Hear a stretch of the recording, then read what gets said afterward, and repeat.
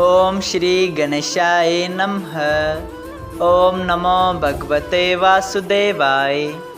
हरे कृष्णा कृष्ण कृष्णा हरे हरे, हरे राम राम राम हरे हरे। तव्हां सभिनी हरि भक्तन के नमस्ते।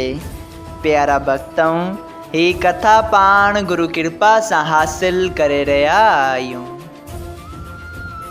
श्री गणपति सरस्वती जो दरे ध्यान करिया थो मां भागवत महापुराण जो बयान, जंहिंमें व्यासदेव ऐं श्री सुखदेव जी कयो आहे श्री कृष्ण लीला जो गुणगान। सभई चओ जय भागवतम महापुराण।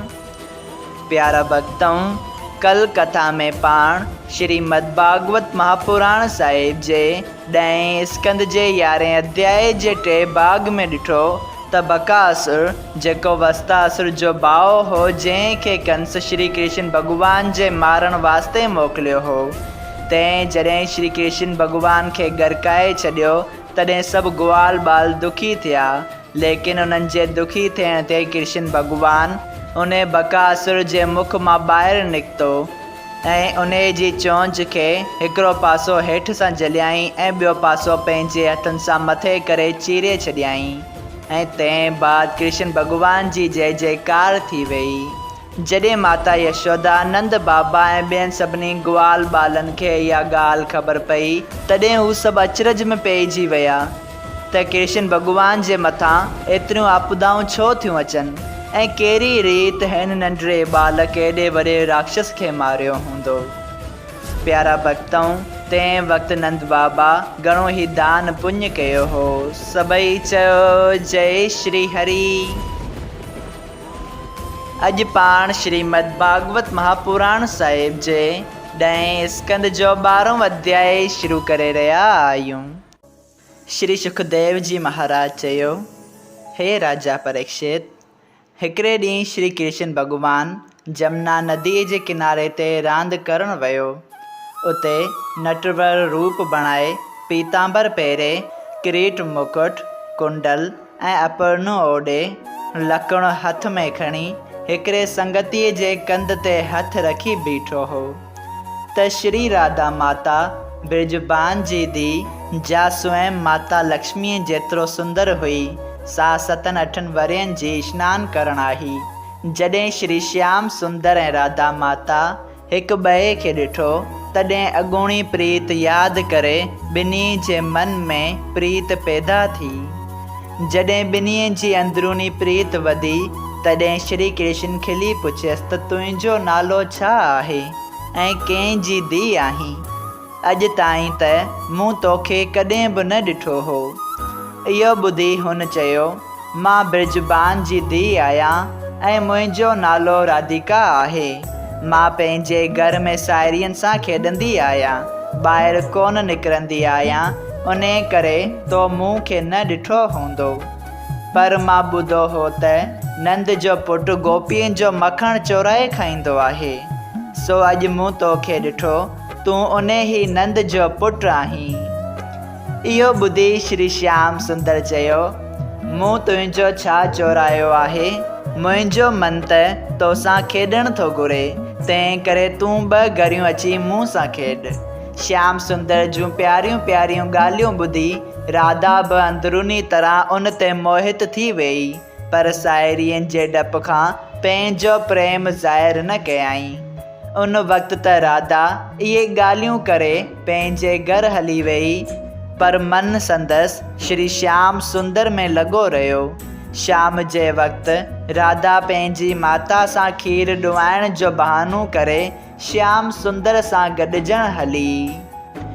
वठी माता खां चुनरी हली ॾुआइण गाए, मन अटकियो नंद लाल सां वेही गर्क समाए।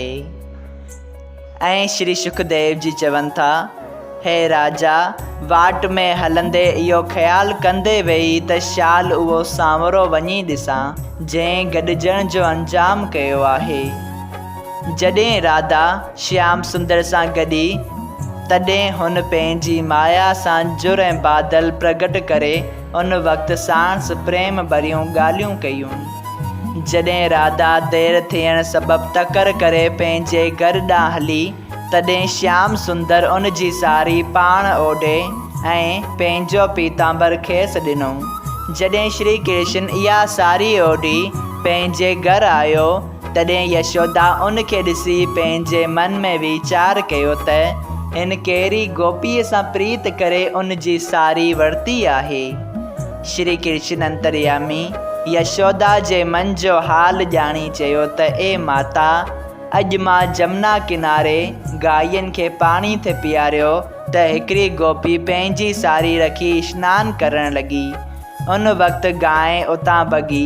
जॾहिं मां गांइ खे मोटाइण वयसि, तॾहिं गोपी डप खां तकर में मुंहिंजो पीतांबर जो जमुना किनारे ते रखियो हो सो पहिरें वरितो ऐं पंहिंजी सारी छॾे हली वेई। इहा गोपी मुंहिंजी सुञातल आहे। हाणे वञी खांइसि पीतांबर वठी थो अचां। ईअं चई हू ॿाहिरि हलियो वियो ऐं पंहिंजी माया सां उन सारीअ खे पीतांबर बणाए वरी यशोदा वटि अची चयो त मां पंहिंजो पीतांबर बदिलाए आयसि। यशोदा उन जी ॻाल्हि सच ॼाणी खणी माठ कही।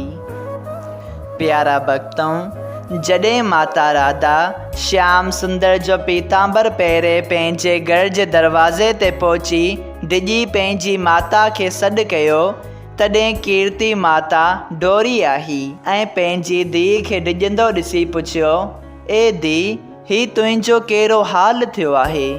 राधा चवणु लॻी, हिकिड़ी छोकिरी जंहिंजो नालो मूंखे नथो अचे, सा मूं सां हली थे आई त खेसि नाग ॾंगियो ऐं हू बेहोश थी किरी पई। तॾहिं मां ॾिनी आहियां। पोइ जॾहिं नंद कुमार जी जार सां चङी भली थी, तॾहिं मां घर आयसि। इहा ॻाल्हि ॿुधी कीरत माता राधा खे छातीअ सां लॻाए चयो त परमेश्वर तोखे मौत खां बचायो आहे। मां तोखे बार बार मना कंदी आहियां, पर तो मुंहिंजो चवणु नथी मञी। कॾहिं ॿाहिरि तमामु परियां खेॾणु ऐं कॾहिं जमुना किनारे सनानु करणु ऐं कॾहिं वारीअ में खीरु ॾुआइणु वेंदी आहीं। खेॾणु वक़्तु आसमान ॾांहुं ॾिसी हेठि ज़मीन ते पेर बि नथी रखी। हाणे तूं कॾहिं बि ॿाहिरि खेॾणु न वेंदी कर। इहा ॻाल्हि पंहिंजी माता जे वातां ॿुधी राधा मन में चवणु लॻी त अॼु मूं पंहिंजी माता सां चङो छल कयो ऐं मोहिनी मूर्त जो ध्यानु पंहिंजे हृदय में रखी माता खे चयाईं त अॻिते मां ॿाहिरि न वञी शहर ऐं पंहिंजे घर में खेॾींदसि। सभई चयो जय सिया राम। श्रीमद् भागवत महापुराण साहिब जे 10 स्कंद जे 12 अध्याय जो पहिरियों भाग संपूर्ण थियो। अगरि तव्हां सभिनी हरि भक्तनि खे हिन कथा मां लाभ हासिल थियो हुजे त कृपया हिन कथा खे ॿियनि हरि भक्तनि सां शेयर कजो त उन्हनि जो बि भलो थिए ऐं तव्हांजो बि भलो थिए। सभई चयो जय सिया राम। राधे राधे।